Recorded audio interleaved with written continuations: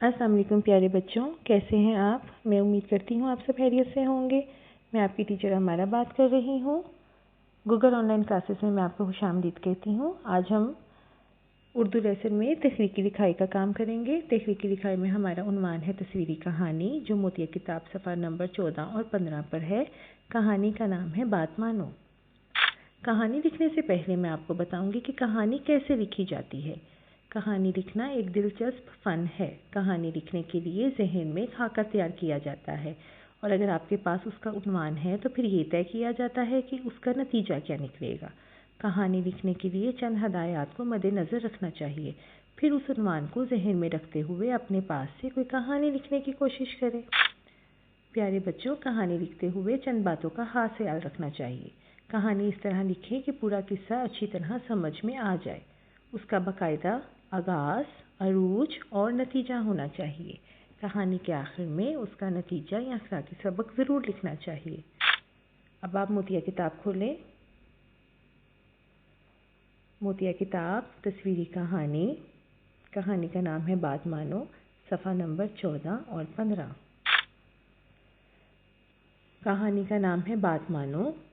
प्यारे बच्चों, आपको सफ़ा नंबर 14 और 15 पर चंद तस्वीरें नज़र आ रही हैं। पहली तस्वीर में आपको एक मुर्गी और 4 चूज़े नज़र आ रहे हैं और मुर्गी कुछ कह रही है। दूसरी तस्वीर में आप देखें, मुर्गी चूज़ों के साथ दाना चुग रही है। 3 चूज़े मुर्गी के पास हैं और एक चूज़ा दूर निकल जाता है। तीसरी तस्वीर में देखें कि जो चूज़ा दूर निकल गया था उसको चील उठाकर लेकर जा रही है। और चौथी तस्वीर में मुर्गी शोर मचा रही है, छोड़ो छोड़ो, रुको रुको। तस्वीर के आखिर में देखें, आपको चंद सवालात नज़र आ रहे होंगे। चूज़ों के नाम क्या थे? अम्मी मुर्गी क्या कह रही थी? किस चूज़े ने बात नहीं मानी? बात ना मानने का क्या नुकसान हुआ? आप बड़ों की बात मानते हैं? प्यारे बच्चों, इन सवालात के जवाब देते हुए हम अपनी नोटबुक पर कहानी मुकम्मल करेंगे। ये काम हम नोटबुक पर करेंगे। नोटबुक पर काम इमदादी अल्फाज की मदद से तस्वीरों को देखते हुए नोटबुक पर कहानी मुकम्मल करें। कहानी का नाम है बात मानो। कहानी का आगाज़ आप एक दफ़ा का जिक्र है से करेंगे। एक दफ़ा का जिक्र है, एक मुर्गी थी, उसके 4 चूज़े थे। चूज़ों के नाम चूचू, मानी, मोती और नोमी था। मुर्गी चूज़ों से कहती है, मेरे पास ही रहो। पहली तस्वीर को मद्देनज़र रखते हुए इमदादी अल्फाज की मदद से आप नोटबुक पर कहानी लिखना शुरू करेंगे। आपके इमदादी अल्फाज हैं मुर्गी, जिक्र, दफ़ा, चूज़े, नाम, 4, कहा, बच्चों, पास, रोहो, चूज़ों। प्यारे बच्चों, आप दूसरी तस्वीर में देखें, मुर्गी अपने चूज़ों के साथ दाना चुग रही है। मुर्गी चूज़ों को आवाज़ देती है, मेरे पास रहो, दूर मत जाओ। चूचू, मोती और नोमी अम्मी की बात मान लेते हैं। एक चूज़ा अम्मी की बात नहीं मानता और दूर निकल जाता है। प्यारे बच्चों, यहाँ पर आप अपना ज़हन लगाइए कि कौन सा चूज़ा अम्मी की बात नहीं मानता और दूर निकल जाता है। आप सोचिए और उसका नाम बताइए। आपके इमदादी अल्फाज हैं, एक, दिन, चुग, दाना, साथ, दूर, जाओ, मत, बात मानो।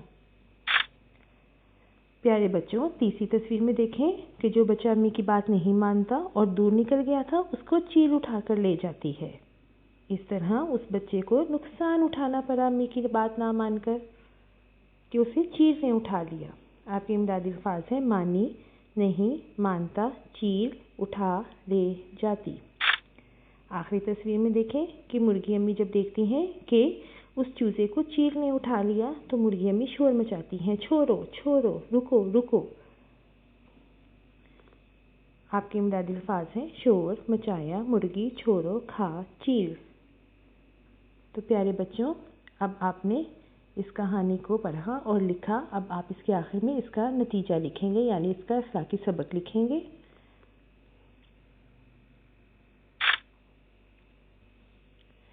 अखलाकी सबक कहानी के आखिर में लिखा जाएगा। आप इन इमदादी अल्फाज की मदद से इस कहानी का अखलाकी सबक मुकम्मल करेंगे। आपके इमदादी अल्फाज हैं, बड़ों, हमेशा बात हमें चाहिए माननी। तो प्यारे बच्चों, आपको इस कहानी से क्या सबक हासिल हुआ? हाँ जी, हमें इस कहानी से ये सबक हासिल हुआ कि हमें अपने बड़ों की बात माननी चाहिए। इस तरह हम ہر نقصان سے بچے رہیں گے۔